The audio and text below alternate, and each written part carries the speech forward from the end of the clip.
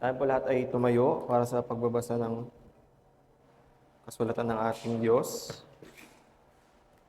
Muli ating pong babasahin, 1 Corinthians chapter 12.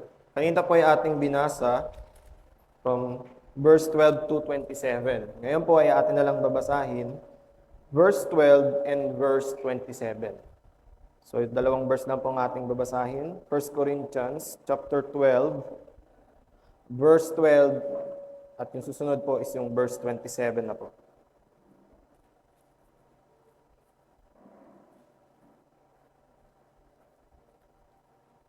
At kung nariyan na po kayo, sabayan niyo po ako sa pagbabasa. 1 Corinthians chapter 12, verse 12. For just as the body is one and has many members, and all the members of the body, though many, are one body, so is it with Christ. Verse 27, now you are the body of Christ and individually members of it. Tayo po'y manalangin. Ama, dakila, banal, makapangyarihan, tapat magpakailanman. Muli kami nagpapasalamat, Panginoon, sa pribilehiyo na pinagkaloob mo sa amin sa araw na ito. Upang kami ay magtipon, pasalamatan ka, dakilain ka, sambahin ka, Panginoon, at gayon din makinig ng iyong salita. Sa aming pakikinig, O Diyos, ng iyong salita, buksan mo ang aming mga mata, aming mga isipan na aming maunawaan, O Diyos, ang mensahe sa umagang ito. At gayon din, magamit namin ito sa aming mga buhay pananampalataya, mag-grow kami sa aming mga faith, at gayon din, Panginoon, maluwalhati at madakila ka sa aming pakikinig at pagsasabuhay ng iyong salita. Maraming salamat sa pangalan ni Jesus. Amen. Tayo po'y makakaupo na.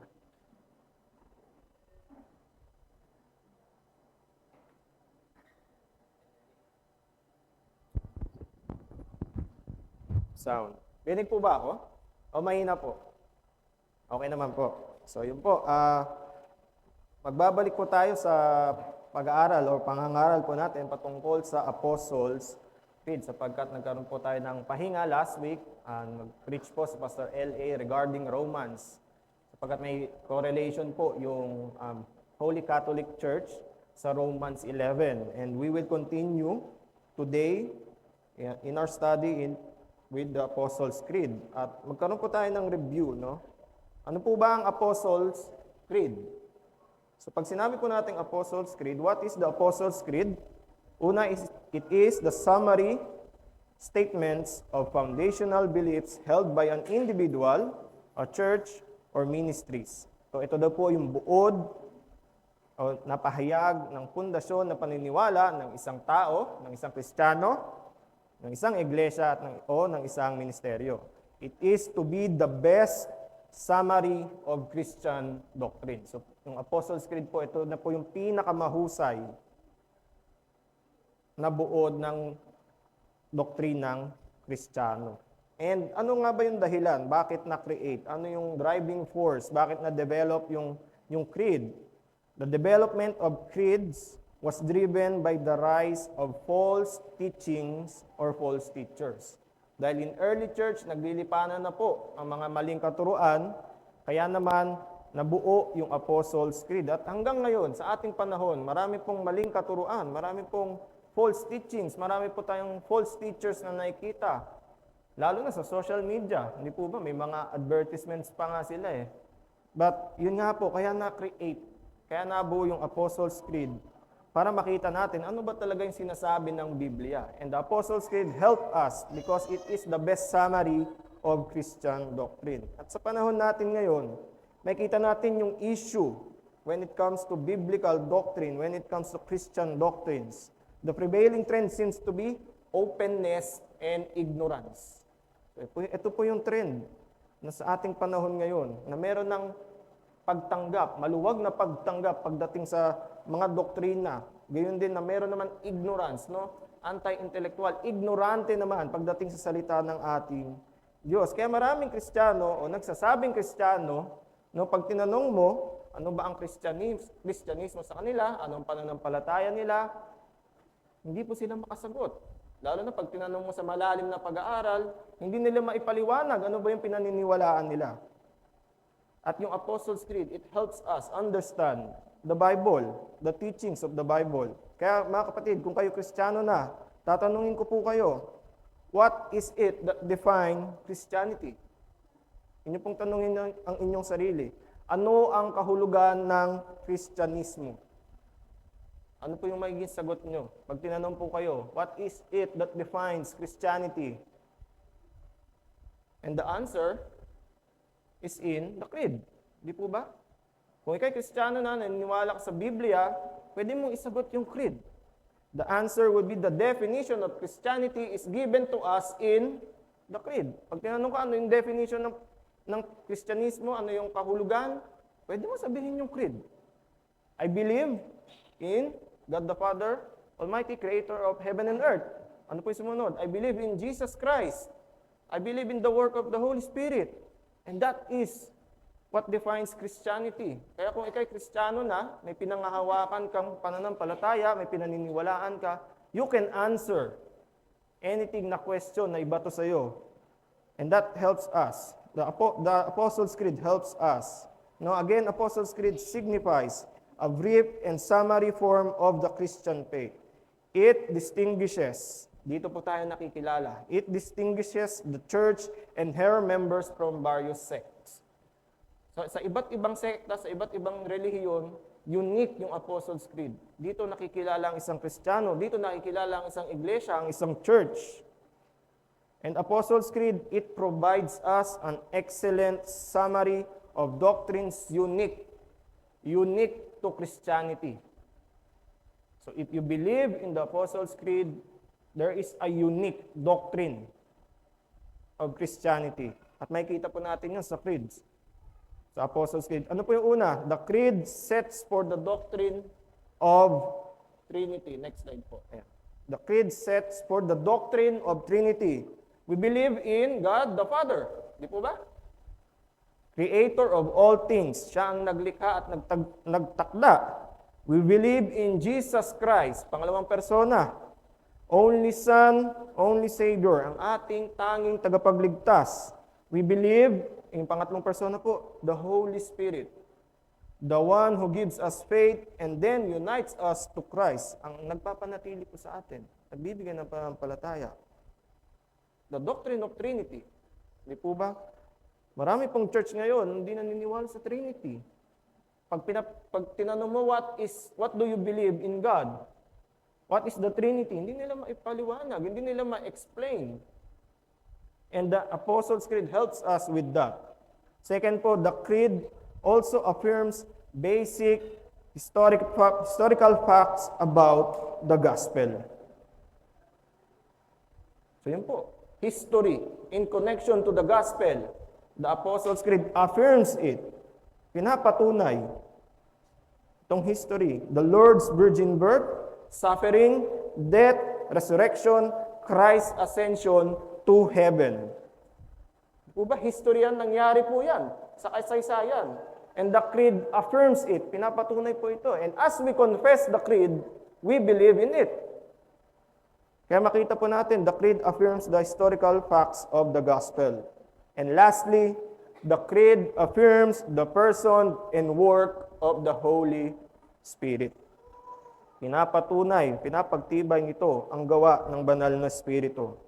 The existence of the Holy Catholic Church na ating pong tinalakay last 2 weeks ago, the communion of saints na ating pong tatalakayin ngayon, and in the future, the forgiveness of sins, the resurrection of the body, and the life everlasting. At kung ay iisipin nyo po, mga kapatid, no, yung huling bahagi ng Apostles' Creed, yung I believe in the Holy Spirit, I believe in the Holy Catholic Church, the communion of saints, the forgiveness of sins, the resurrection of the body, the life everlasting. Ano po yung makikita natin? We are talking about our present.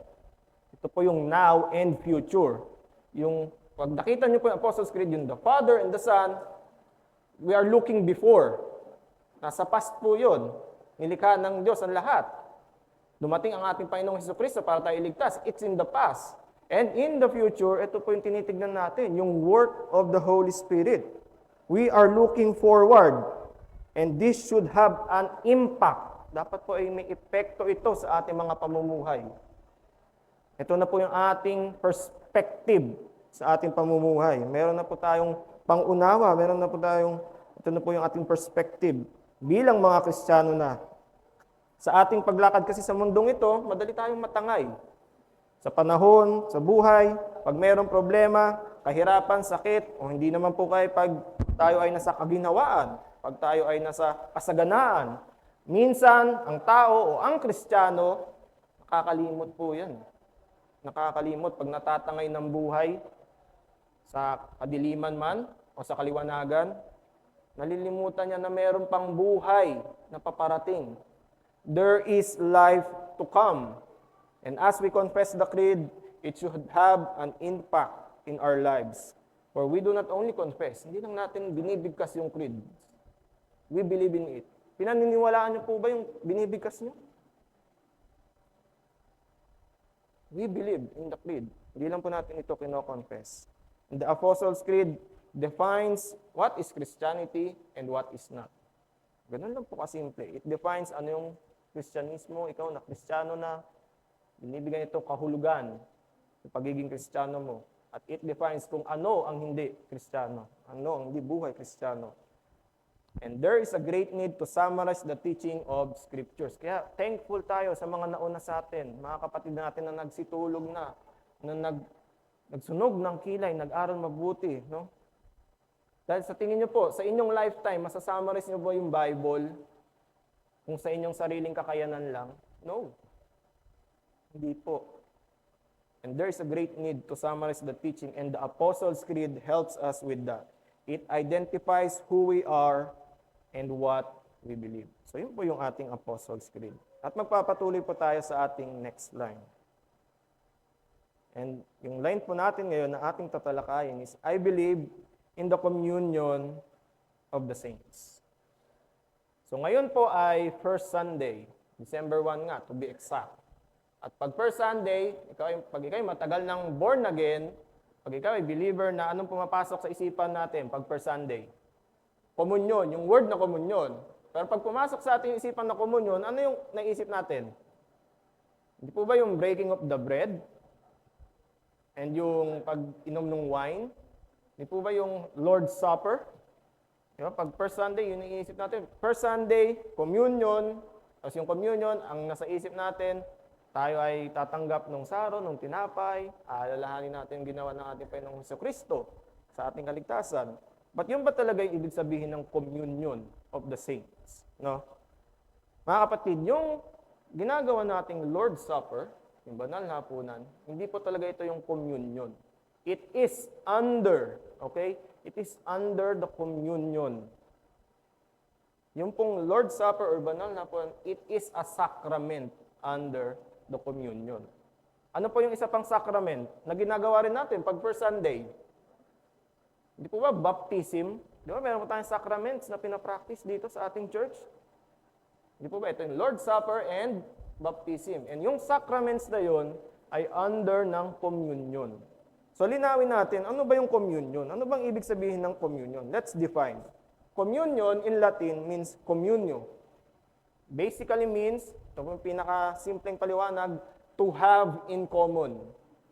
To have in common. Meron po tayong pagkakapareho, to have in common. In other terms, sa ibang salin po, communion is partaking. Communion is sharing. Communion is fellowship. So yun po yung meaning ng communion. No, to have in common, meron tayong pagkakapareho. We share, meron po tayong bahagi. We are partaking, meron tayong parte. We are in fellowship. Meron po tayong ugnayan. Meron po tayong pakikisama. And as Christians, what do we have in common? Christians from the past and Christians still today. Ano po yung meron tayong pagkakapareho sa isa't isa? Is it the church? Hindi po. Hindi naman magkakaparehas yung church building natin. Hindi naman magkakaparehas yung mga members. Ano yung pagkakapareho? From the past hanggang ngayon and in the future. Hindi po ba? We share the same salvation and fellowship that we have in Christ. Believers from the past till now to the future, we share the same salvation. We share the same fellowship. And yun po yung essence ng communion. Pag sinabi po natin communion, we share, we have something in common. So when we say communion, hindi na po agad papasok sa isip natin yung sacraments. Okay? Pag kino-confess na natin yung communion of the saints, we say we share, we say we partake, and we fellowship together. Okay? So now we can define what is the communion of the saints. Okay po, sabi po sa Heidelberg Catechism question 55, what do you understand by the communion of the saints? May dalawa pong sagot.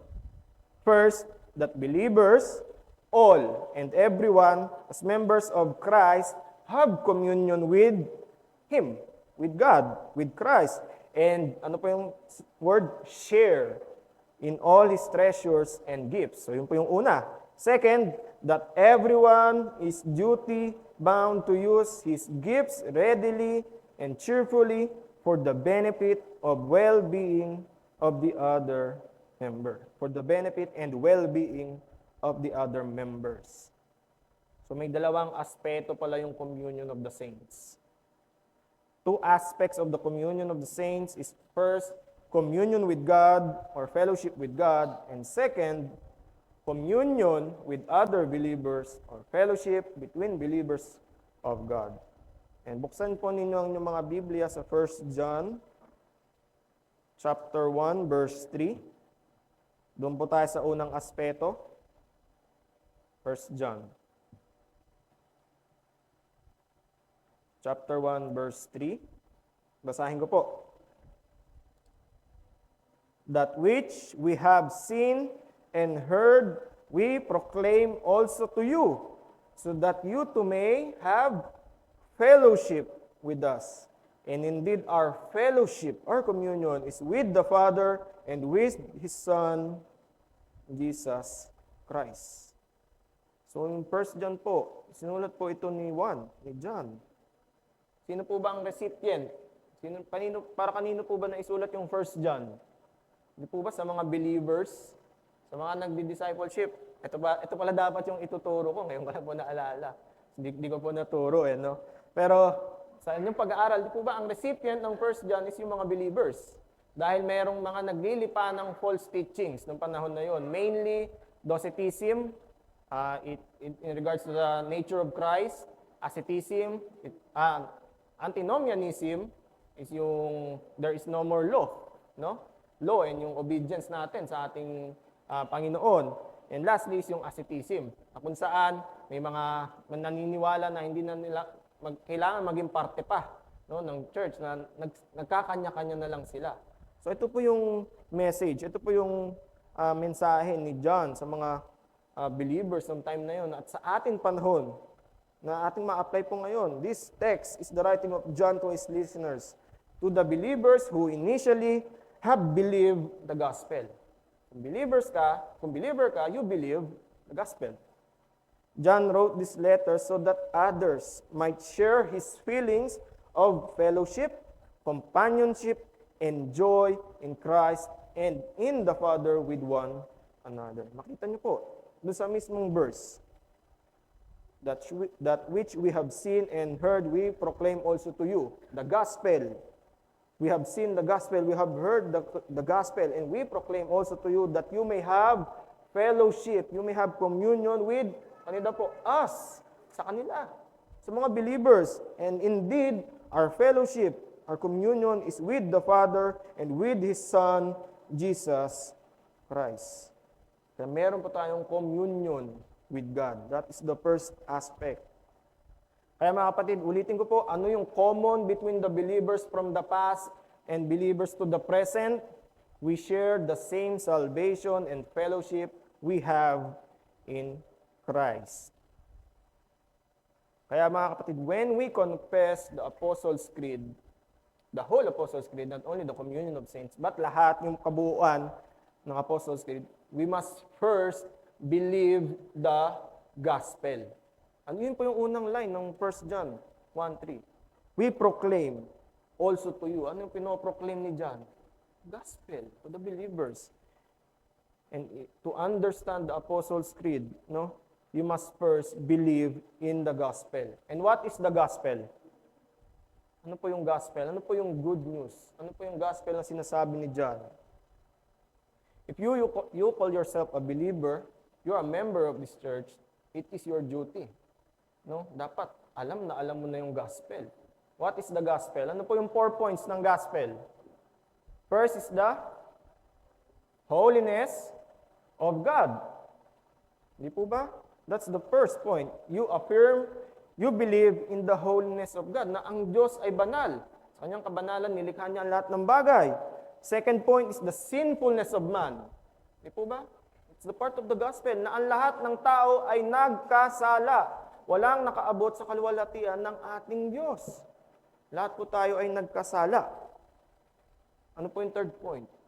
Ano po yung third part? Di po ba yung we believe in the saving work of Christ? Dahil ang lahat ng tao ay nagkasala, walang nakaabot sa kaluwalhatian ng ating Diyos, at sa ating mga sarili, hindi natin ikayang iligtas ang ating mga sarili. Sapagkat, ano sinasabi ng Biblia? Ang ating mga gawa ay mansyado ng kasalanan. At dahil sa kasalanan, tayo po ay paparusahan ng ating Diyos. Yung destiny natin dapat papunta na ng hell.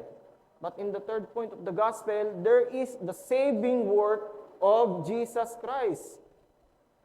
Hindi po ba na ang Diyos kanyang pinadala ang kanyang bugtong na anak?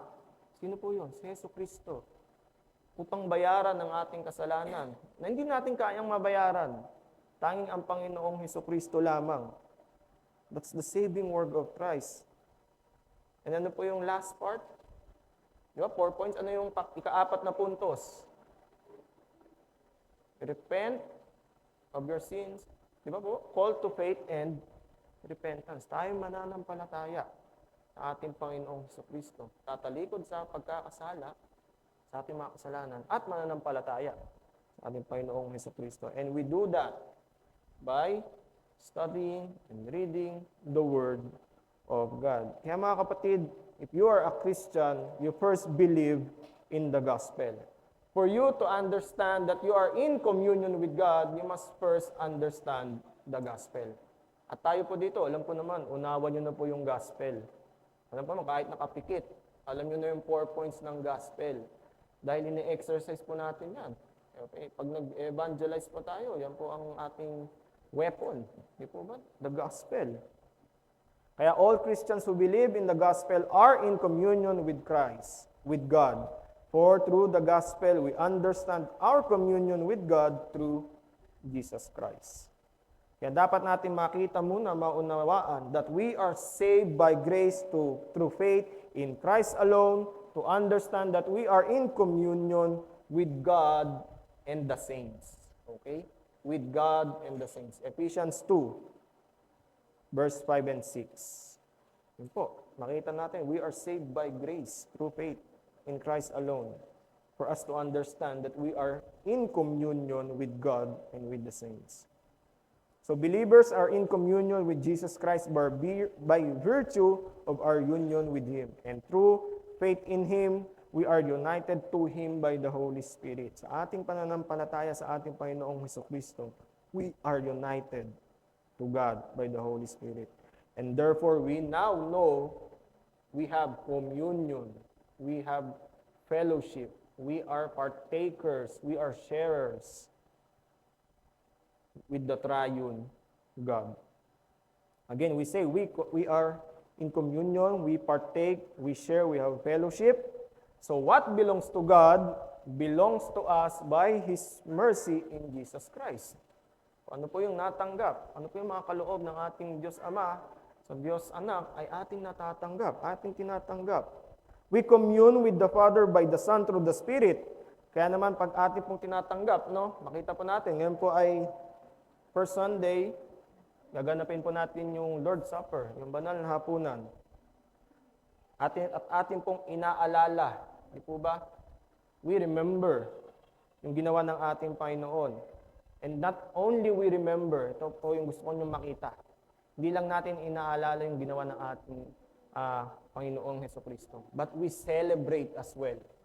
Bakit? Kasi privilege ito ng believers that you are in communion with God, that you are invited dun sa table na inihanda ng ating Panginoon, na inihanda sa atin ng Diyos.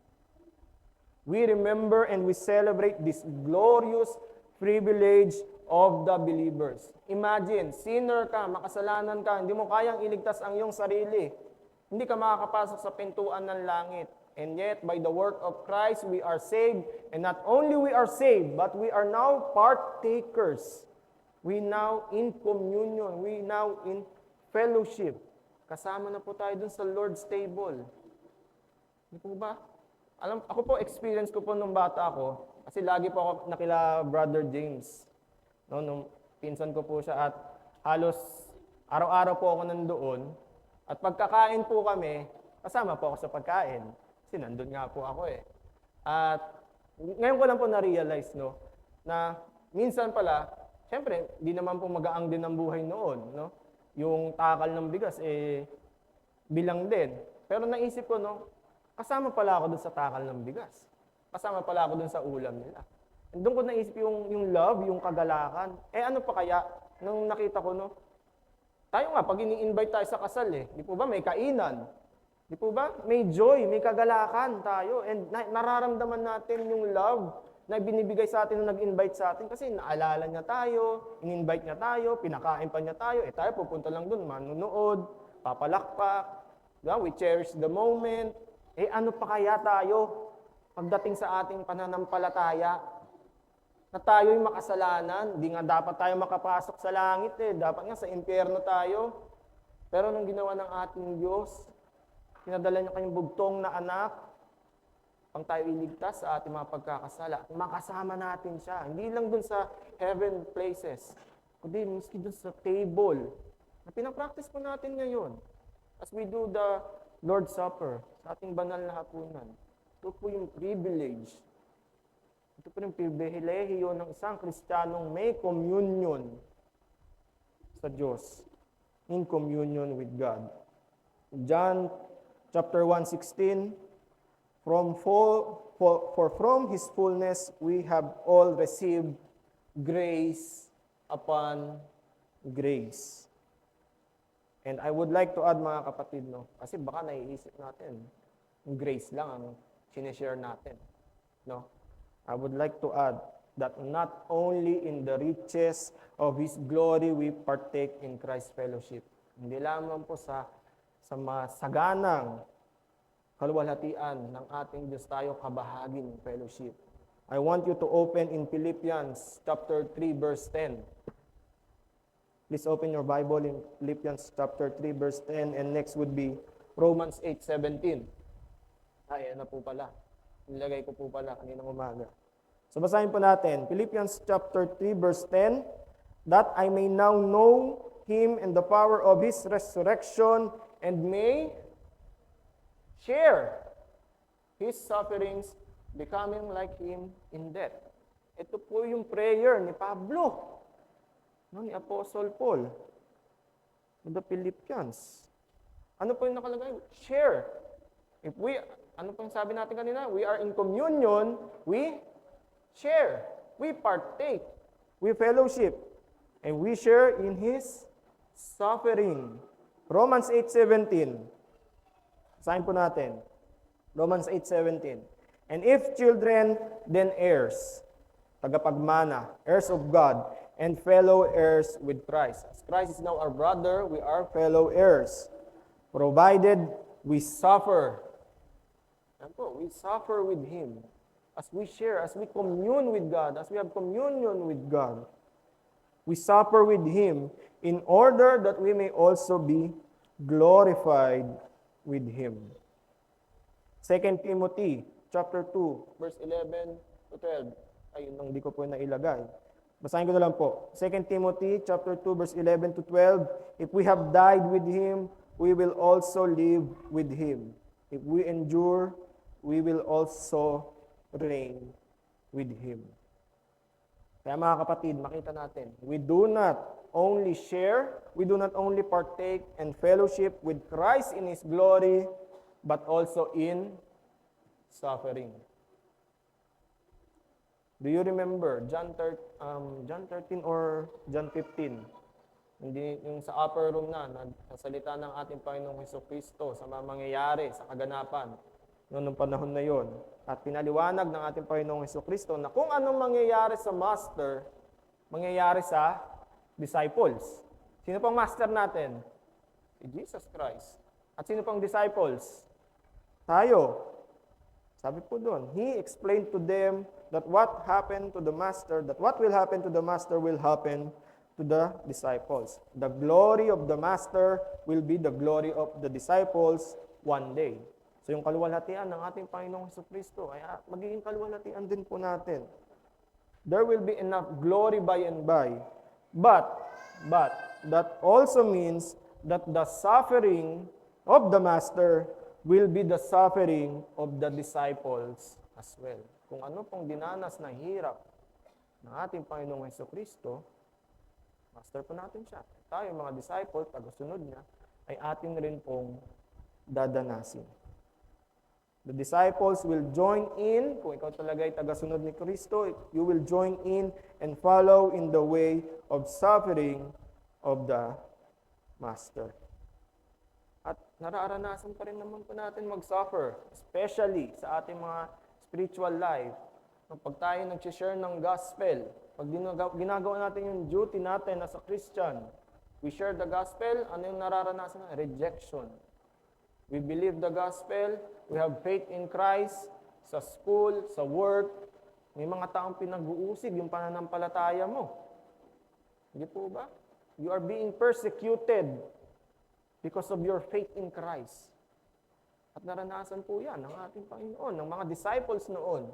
At hanggang ngayon, kung ikaw'y taga-sunod ni Kristo, mararanasan at mararanasan mo yan. Kaya kung hindi mo nararanasan mag-suffer because of your faith, then your faith is questionable. Kasi malinaw po sa Biblia that we will share in the suffering of our Master. We will share in the suffering of Christ. My friends, we are united to God in Christ by the Spirit, by faith. And if we say we are united to God in Christ by the Spirit, by faith, then we are united to Him not only in the exaltation, but also in the humiliation of Jesus Christ. We share hindi lang po sa kaluwalhatian ng ating Panginoong Hesukristo, but also in humiliation, sa kahihiyan na tinanggap ng ating Panginoong Hesukristo. We share in that. Kaya gusto ko po ninyong makita, ito po yung sweetness, ito yung tamis ng merong communion sa ating Diyos. We know the sweetness of communion in this life, not simply in the times of joy, in the ecstatic experience of the nearness of God. Hindi lang natin nararanasan yung pagiging malapit sa atin ng Diyos sa kasaganaan, sa kagalakan. Hindi po ba? But we know, now we know, since we are in communion with God, we know the essence, the important, that through our deepest desolation, sa ating pagkawasak, sa ating kalungkutan, sa ating pangungulila, sa ating kawalan, we are in communion with God. We understand because we share the sufferings, the humiliation. We experience in this life. Hindi po ba sa ating mga buhay, nararanasan pa rin po natin yan? Yung pagdurusa, yung trials. Ano tayo Kristiyano na, lalong dumami yung trials eh. Nung hindi tayo Kristiyano, hindi man natin naiisip. Naiisip lang natin pagsubok, pera. Hindi po ba? Tapos gagawa lang tayo paraan. But no, lalo na naging Kristiyano tayo. Maraming trials na dumating. At may mga moments sa ating mga buhay, may panahon na talagang suko na tayo. May moment na gusto mong humiga na lang, Lord, kunin mo na lang ako. May moment na, Lord, ayoko na. Lord, suko na ako. May mga moment nga, nagdududa ka pa sa pananampalataya mo. Tama ba itong ginagawa ko, Lord? Hindi po ba?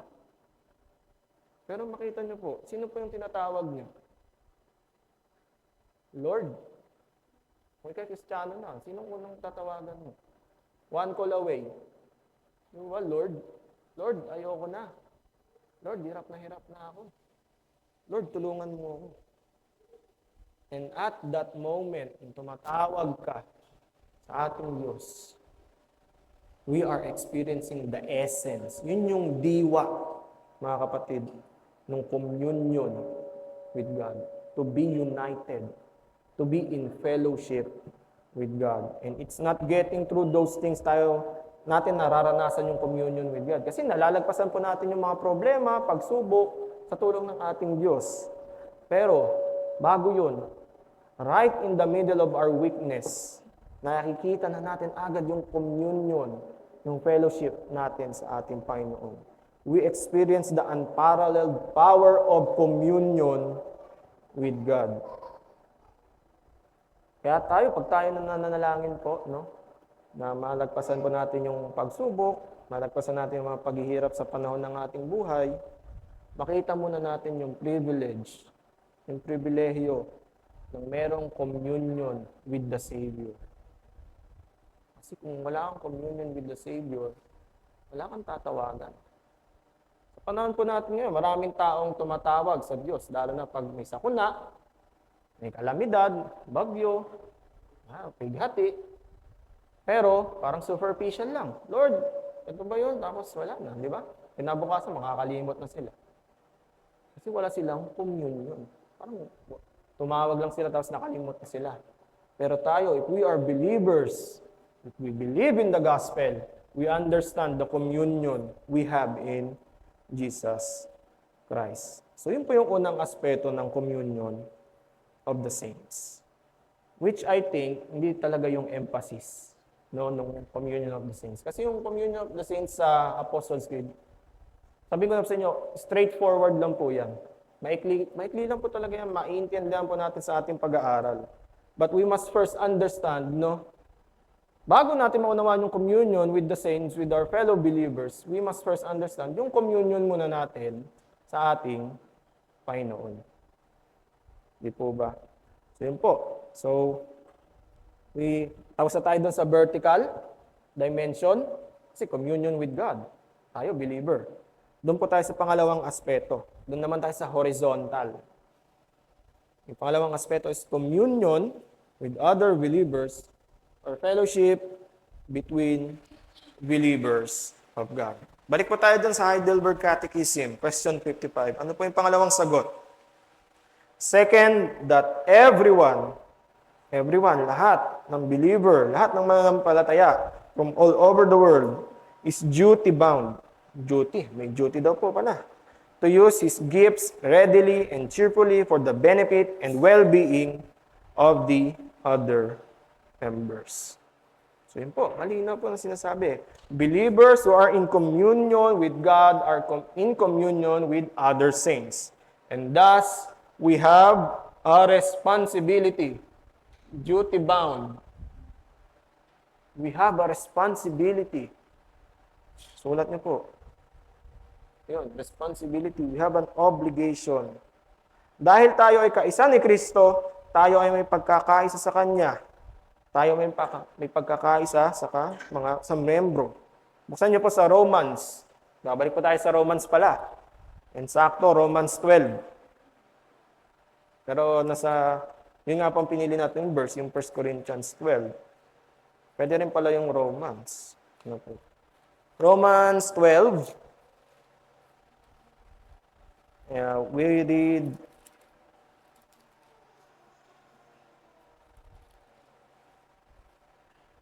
verses, 3 to 8. Okay? Romans 12, verse 3 to 8. Basahin ko po. For by the grace given to me, I say to everyone among you not to think of himself more highly than ought to think, but to think with sober judgment, each according to the measure of faith that God has assigned. For as in one body we have many members, and the members do not all have the same functions. So we, though many, are one body in Christ and individually members of one another. 6, having gifts that differ according to the grace given to us, let us use them. If prophecy, in proportion to our faith. If service, in our serving. The one who teaches, in his teaching. The one who exhorts, in his exhortation. The one who contributes, in generosity. The one who leads, with zeal. The one who does acts of mercy, with cheerfulness. So yun po. Pwede ko po idugtong yung 9. Let love be genuine, abhor what is evil, hold fast what is good. In verse 10, love one another with brotherly affection.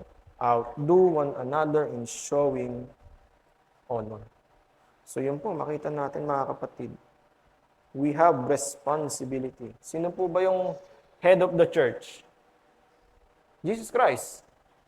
Sa mga nabasa po nating talata, 1 Corinthians 12, Romans 12. Sino po yung body? Tayo. We are the members of the body. Christ is the head of the church and we are the body. So believers through union with Christ are in communion with all the church. Naalala niyo po yung Holy Catholic Church. So hindi lang sa iglesia natin, kundi sa iglesia, mga kapatid natin sa iba't ibang lugar, sa mga kapatid natin na nagsitulog na, no? Na nangamatay na po from past until now and in the future, we are in communion with them. For we are in communion with Christ. So believers through union with Christ are in communion with all the church. Visible, militant, and especially, po yung highlight, the local gathering of the church. Ng ating iglesia. Tayo dito sa CWC, meron tayong duty sa isa't isa. Kaya sabihin mo sa katabi mo, obligasyon kita. No, nagulat kayo, may obligasyon kayo bigla. Di po ba? Pero yun yung essence ng pagiging Kristiyano. Kasi ang mga non-believers, nakikita niya, parang organization lang tayo dito. No, nagkikita lang tayo tuwing linggo, tapos maghihiwalay din tayo, tapos ng preaching, tapos ng Sunday worship. But no, malinaw, tinuturo sa atin, we have an obligation. We have an accountability. We have a duty to each one of us. Kaya obligasyon kita, obligasyon ko po kayo, obligasyon kayo ni Pastor Eli. Obligasyon po natin ang isa't isa. At what is this obligation aside from the gifts given to the saint? Kasi binasa po natin may mga gifts, may teaching, may exhortation, may giving, ano pa po ba? Meron pong sa prayer, meron pong pagiging leader, ito po yung mga offices ng gifts. But we can generalize. Ano talaga yung gift? Ano ba talaga yung obligasyon natin sa isa't isa? Una, ang ating obligation is the truth of God. The truth of God. So, fellowship is between believers in the truth of God. Mga kapatid, kung tatanungin ko po kayo, tayo ba ay nagtipon-tipon dito para pag-usapan ang chismis? Nagtipon pa tayo dito para pag-usapan yung mga politika, mga nangyayari sa paligid? Yes, pag-uusapan naman yun, di po ba? Pero ano talaga yung dahilan, ba't tayo nandito? Di po ba yung katotohanan ng salita ng ating Diyos? Yun yung main reason. And it is our obligation to each other to teach, to grow in the truth of God. Christian fellowship is between the believers and in the truth of God. Ano po sabi sa 2 Corinthians 6:14? Do not be bound together with unbelievers. For what partnership have righteousness and lawlessness? Or what fellowship has light with darkness? And we know, if we are in the truth of God, we are in the light of God. Open your Bibles to 1 John, chapter 1, verse 6 to 7.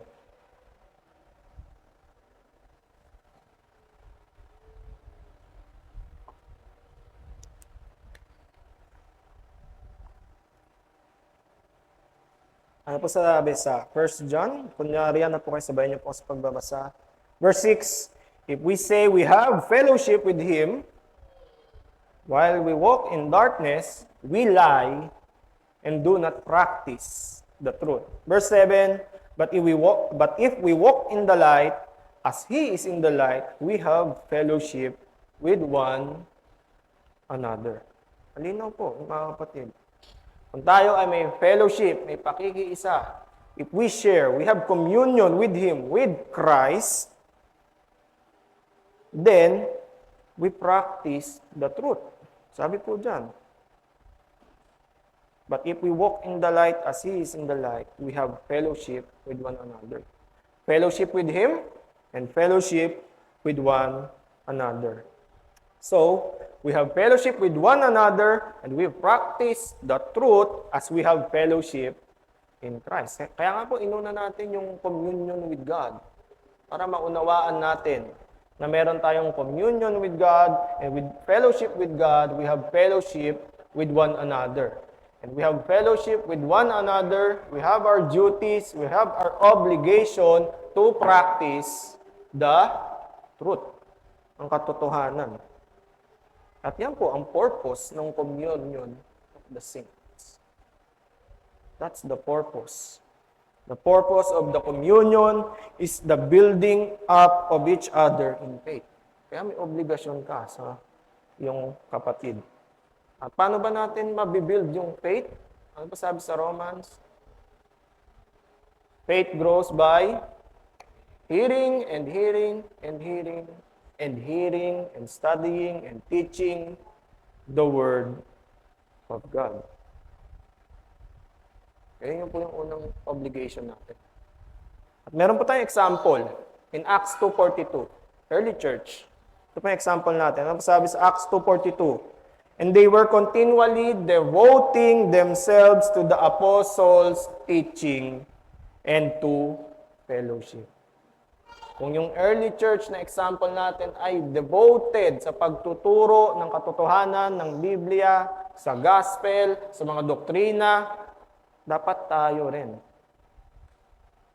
At yun lang po yun lang yung tanging paraan para maging effective yung Christian communion. Christian communion is effective in being devoted to the teaching of the Word of God and prayer. So yun po, hindi po tayo nag-aaral ng salita ng Diyos dito para magpalakihan ng ulo. Para magyabangan tayo na, ay hindi mo alam yan. Mas magaling ako sa'yo. Hindi po. Tayo po ay nag-aaral dito. We teach, we study. Kaya po tayo may discipleship. Meron tayong CMC. Meron po nga paalala sa atin. Marami tayong libro. Di po ba? The purpose is to help for the benefit ng iyong kapatid. Tulungan mo yung kapatid mo lumago sa pananampalataya. That is your obligation. And yung second po, we can generalize. Ngayon, kung yung una is the truth of God, yung ating obligation. Pangalawa is looking into the interest of others. So the purpose of communion is to serve one another. To serve others. Buksan niyo po sa Philippians chapter 2, verses 1 to 4. Dito na po tayo magtatapos. Philippians chapter 2, verses 1 to 4. Kung nariyan na po kayo, samahan niyo po ako. Verse 1, so, if there is any encouragement in Christ, any comfort from love, any participation in the Spirit, any affection and sympathy. Verse 2, complete my joy by being of the same mind, having the same love, being in full accord and of one mind. Verse 3, do nothing from selfish ambition or conceit, but in humility count others more significant than yourself. And verse 4, let each of you look not only to his own interest, but also to the interest of others. Yun po yung pangalawang obligasyon natin. Looking into the interest of our fellow believer. Ang ganda pa nung Philippians 2, 1 to 4. Yung verse 1 and 2. Ano sabi niya? Be in full accord and of one mind. And how do we attain together one mind? By studying the Word of God. And as we study the Word of God, anong sumunod? Verse 3 and 4, do nothing from selfish ambition, but in humility, count others more significant than yourself. Look not only to his own interests, to your own interests, but also to the interests of others. Ito po yung communion of the saints. Simple lamang po. Christians are to be humble and not merely talking about their personal interests. Christians, the communion of the saints, is to share. Naalala niyo po, communion, we partake, we share, we fellowship, we are to share in the suffering people who go through life. Balik po tayo sa 1 Corinthians, chapter 12. Basahin niyo po yung verse 25 hanggang 26.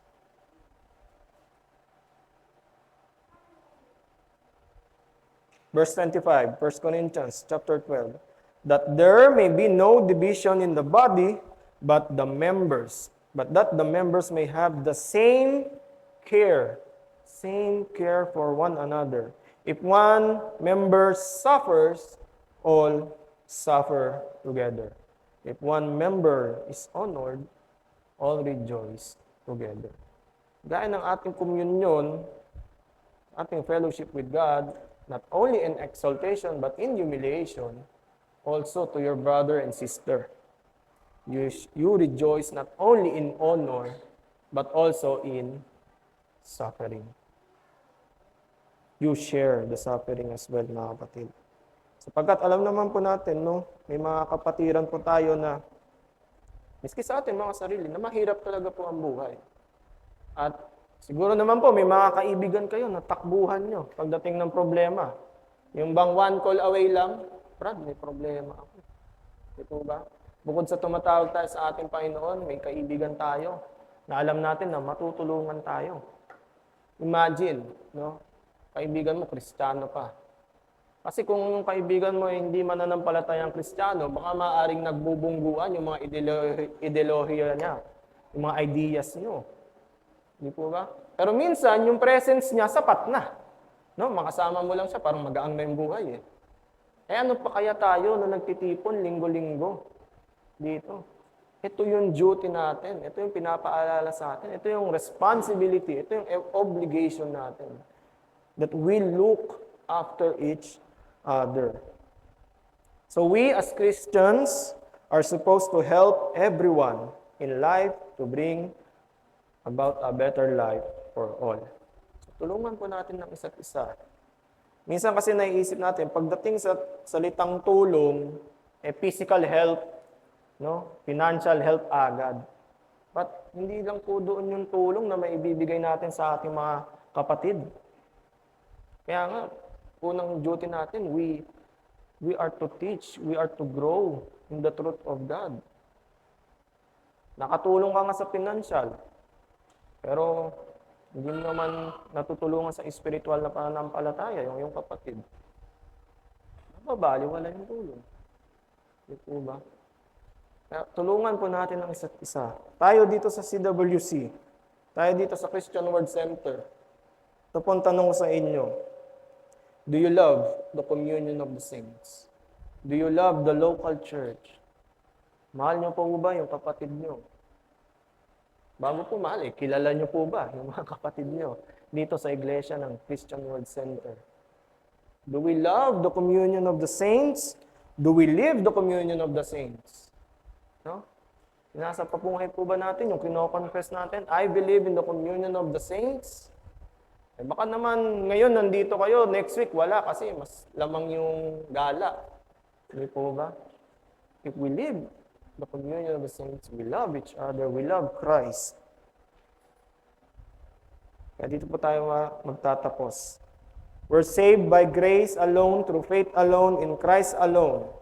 And all those who are saved alone, saved by grace alone, through faith alone, in Christ alone, are united to Jesus Christ. And thus, we are united to one another. Imposible po na sabihin niyong mahal niyo ang ating Panginoong Jesucristo, mahal niyo ang ating Diyos, pero hindi niyo mahal ang inyong kapatid. Hindi niyo mahal yung fellow believer niyo. Kaya yung mga individual na walang local church, hindi talaga nila nauunawaan yung pag-ibig ng Diyos. Hindi talaga nila nauunawaan yung gospel. Pagkat ito yung duty ng mga Kristiyano. Kaya mga kapatid, let's love one another. Ito po yung hamon ko po sa inyo. Love your brethren, by practicing the truth in God and prayer. And love starts first here in our church, then unto others. Parang cheesy, Love starts first here. Pero yun po yung katotohanan, yung pag-ibig nagsisimula muna sa atin, sa loob ng iglesia, bago natin maibahagi sa labas. And let us be reminded of our obligations, of our communion with each other, and our communion with God. Tayo po natin tumayo, tayo po ay magkaroon ng response sa pangangaral sa oras na ito.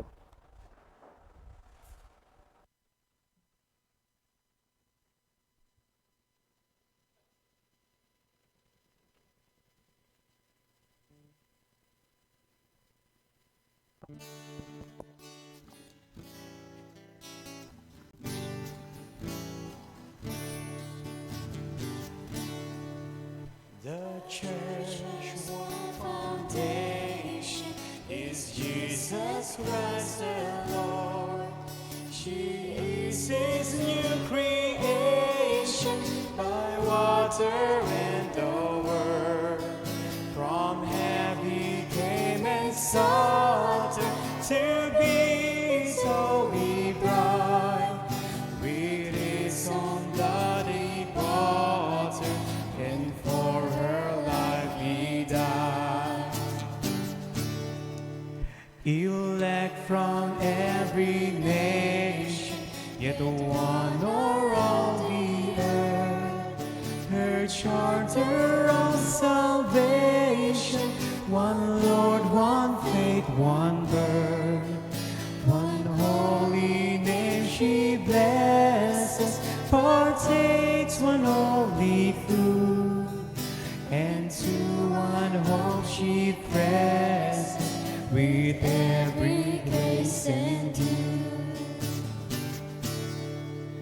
Mid soul and tribulation and tumult of her war, she waits the consummation of peace forevermore.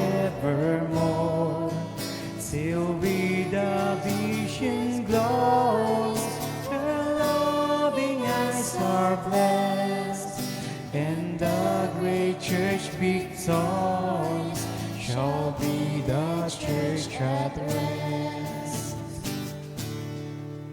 Yet she on earth hath union with God the three in one, and sits with communion with those whose rest is won. Oh, happy ones and holy, Lord, give us grace that we, like them, the meek and lowly, on high may dwell with Thee.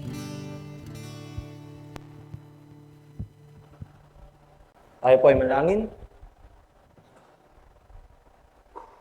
Dakilang Diyos, aming Ama, kami po ay nagpapasalamat sa oras na ito, sa paalaala mo sa aming mga buhay, O Diyos. Kami nagpapasalamat, Panginoon, sa inyong paalaala. Kami ay kabahagi, Panginoon, ng komunyon. Hindi lang sa aming mga lokal na iglesia, Panginoon, kundi, Panginoon, pati sa inyo. That as we believe the gospel, Panginoon, as we live in the gospel, as we practice the gospel, Panginoon, maraming salamat sa reminder that we are in communion with you. We have the privilege to dine with you, Panginoon. Maraming salamat at ngayon din, Lord God, as we practice, as we apply to love one another, to help each other, to grow in unity and in the truth of God. Help us, O Lord. Guide us, O Lord. Maraming salamat, Panginoon, at maluwalhati ka, Panginoon, sa aming mga buhay. Maraming salamat sa pangalan ni Jesus. Amen.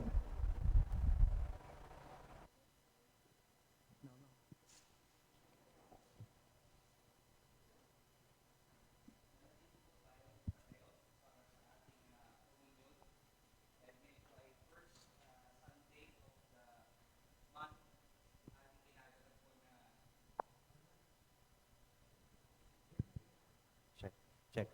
Yan. Ating po ginaganap na buwanan na communion. At hindi po natin hindi po natin nakita ito, pero nagsabay yung sa confession na the communion of the saints sa ating pong banal na komunyon na gaganapin ngayong unang linggo ng buwan.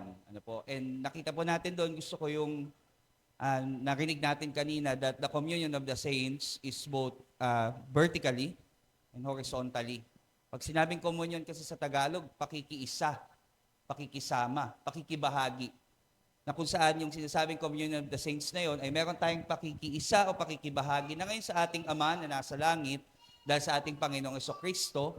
And therefore, yun ay isang pribileyo, no? Isang pribileyo po yun. And therefore, meron tayong responsibility sa ating communion o pakikiisa o pakikibahagi sa kanyang katawan naman, which is yung kanyang iglesia or the church. And one of the physical po na expression, one of the physical expression of our communion with Christ and communion with His body, the church, isa sa physical expression niya is yung partake natin sa bread and doon sa wine, no? Na nagsumisimbolo sa katawan at dugo ni Kristo. Marami sa atin dito na matagal na miyembro ng iglesia na nakakaalam that before, when we ginaganap natin yung communion, yung Holy Communion, ito ay open sa lahat. Kumbaga sa lahat ng dumadalo, regardless if member ba siya o hindi, tumatanggap. At naintindihan natin ngayon kung bakit kailangan ito ay para lamang sa mga miyembro ng iglesia, dahil ito po ay physical na ekspresyon ng kanilang pananampalataya kay Kristo na pinatunayan ng kanila pong propesyon ng pananampalataya at pagkilos sa pamamagitan nga noong water baptism. So ngayon, defined na sino yung member ng church because bakit po? Pagka nagbigay po tayo ng komunyon sa isang tao na walang pakikiisa kay Kristo, na hindi po dumaan sa tinatawag po natin na pagsusuri ng mga elders, ay maaari po natin siyang mabigyan ng hatol at maging yung pong nagbigay ay pwede ding hatulan ng Panginoon. So, yung nakita natin kaninang communion of the church ay paalala sa atin that yung ating communion with Christ and with the church is both a privilege and also a responsibility. At isa po siyang pribileyo at responsibilidad. At sa umagang ito ay pinapaalala po sa atin ang dalawang bagay. Na ikaw ngayon ay may pakikisa na kay Kristo, isang magandang bagay na ikaw ay nasa kaligtasan na ng kanyang biyaya. Ngunit pangalawa ay paalala din na hindi tayo maaari na mag-identify bilang miyembro na hindi natin ginagawa ang ating tungkulin na anumang kaloob na binigay sa iyo ay meron po tayong obligasyon sa isa't isa. So, yun po yung ang ganda kasi hindi po nataon. We do not believe in coincidence. We believe that this is divine appointment of God for us to learn ano ibig sabihin ng communion of the saints. And for us, not just to learn, but to experience what it means to be in communion with the saints through Christ. Kaya po, paalala sa bawat member po ng ating iglesia, minsan kasi nagiging mechanical na lang na tumatanggap tayo ng tinatawag na komunyon. Ngunit itong umaga pong ito ay atin pong maranasan, unawaan natin, ngayon ay maranasan po natin what it means to have communion with the saints through our Lord Jesus Christ. So bago po lahat, tayo po lahat ay inaanyayahan po ang mga ushers na maghanda na habang inaawit po natin ng isang himnaryo bilang paghahanda po sa ating komunyon.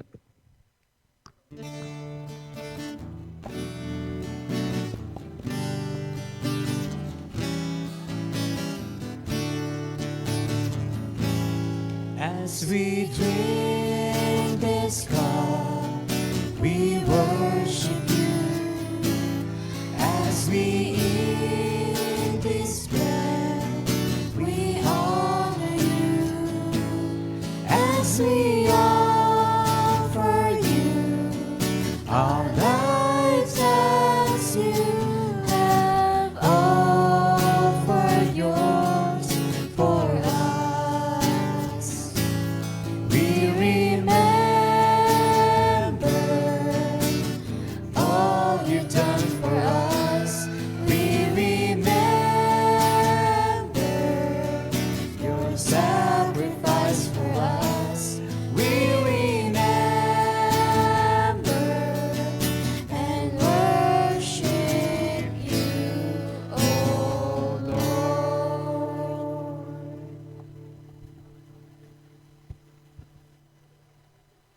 Tayo po ay dadako sa ating pong banal na komunyon.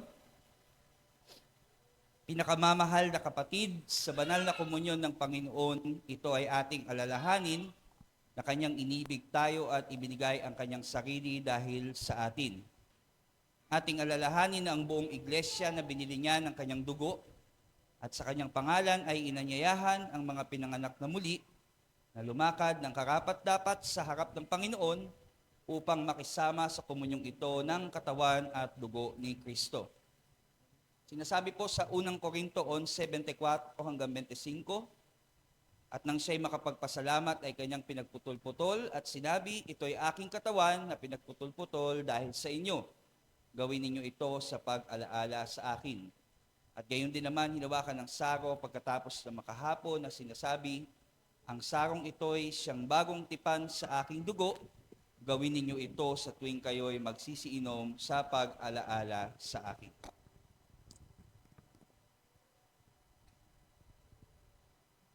Gayon din naman, kinuha ni Jesus ang tinapay at sinabi, ito ang tinapay na bumaba mula sa langit, hindi gaya ng tinapay ng inyong magulang na nagsikain at namatay. Ang kumakain ng tinapay na ito ay mabubuhay magpakailan paman.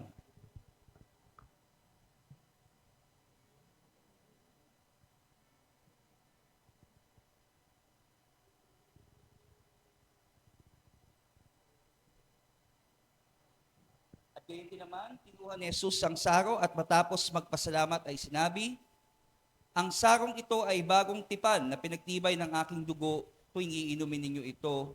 Gawin ninyo ito bilang pag-alaala sa akin. Idudulot po ang tinapay at ang saro, ang lahat po ay makakaupo na at maaaring tumanggap ang miyembro ng ating iglesia.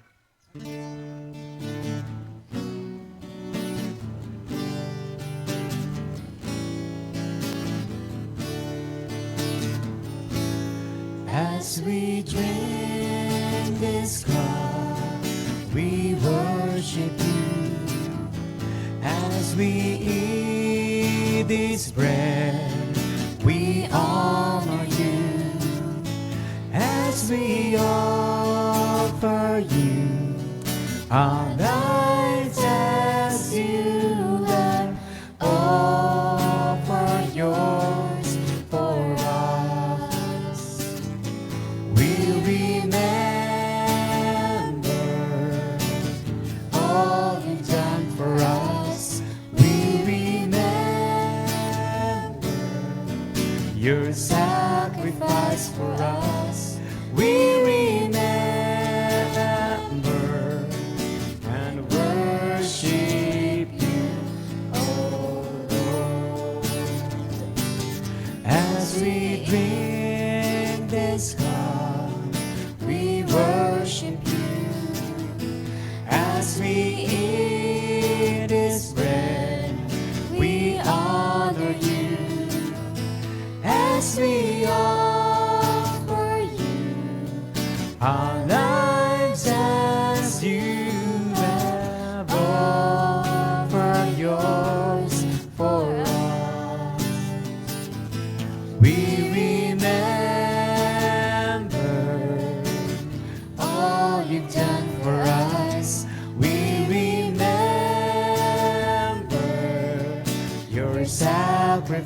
for us. We remember and worship you, O Lord. As we drink this cup, we worship you. As we eat this bread, we honor you. As we offer you our lives as you have offered yours for us. We remember all you've done for us. We remember your sacrifice for us. We remember and worship you, O Lord.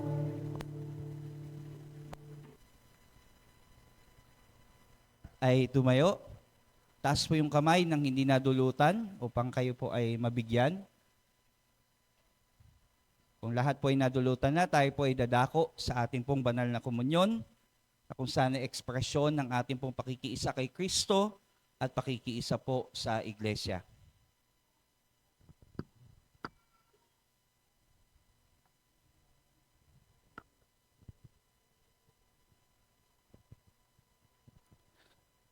Sinabi ni Jesus, ang tinapay na bumaba mula sa langit ay hindi gaya ng tinapay ng inyong magulang na nagsikain at nangamatay. Ang kumakain ng tinapay na ito ay mabubuhay magpakailan paman. Kainin po natin ang tinapay.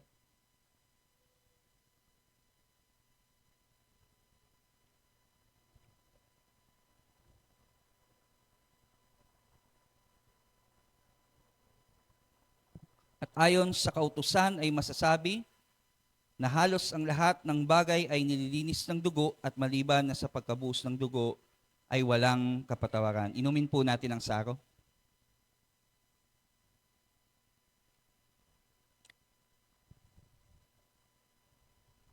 Unang Juan 1:7. Ngunit kung tayo ay magsisilakad sa liwanag na gaya niyang nasa liwanag, ay may pakikisama tayo sa isa't isa at nililinis tayo ng dugo ni Jesus na anak ng Diyos sa lahat ng ating kasalanan. Unang Korinto 11:26, sapagkat tuwing kakain kayo ng tinapay na ito at iinom sa sarong ito, ay pinahahayag ninyo ang kamatayan ng Panginoon hanggang sa muling pagparito niya. Tayo po'y panalangin.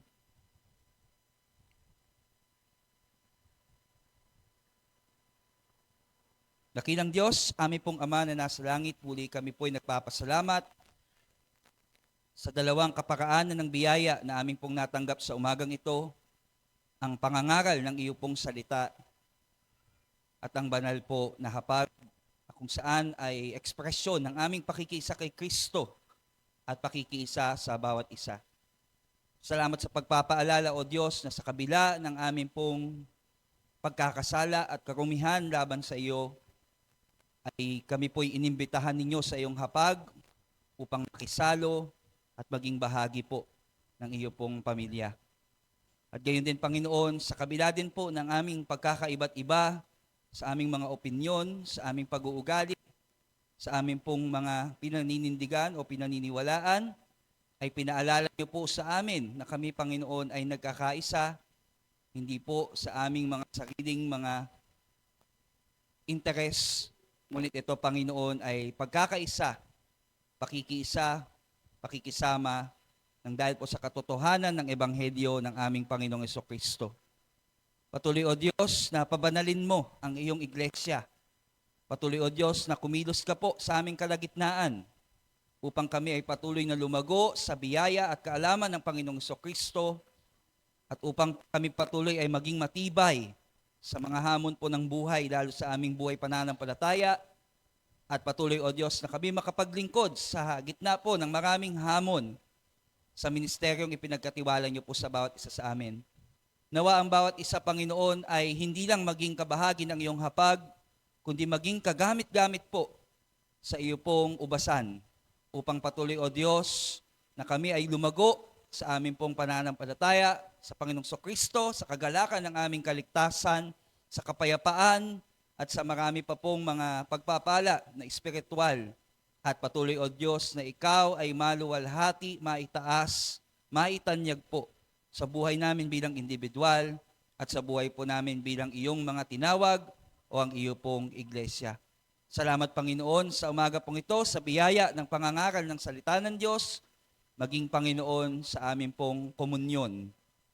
Ang lahat po ng ito ay amin pong itinataas at pinagpapasalamat sa iyo, aming Ama, sa pangalan po ng aming Panginoong Hesus. Ang lahat ay magsabi ng Amen.